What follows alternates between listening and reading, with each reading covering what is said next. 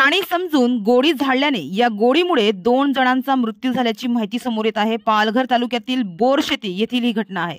काही हौशी शिकाऱ्यांनी रानडुक्कर प्राणी समजून गोळी झाडली, मात्र या चुकून झाडलेल्या गोळीबारात 2 व्यक्तीचा मृत्यू झाल्याची माहिती आहे। विशेष म्हणजे या घटनेला घडून आठवडा उलटल्यानंतर देखील याबाबतची माहिती पोलीस अथवा स्थानिकांमधून गुप्त ठेवण्यात या शिकारी टोळीला यश आले होते।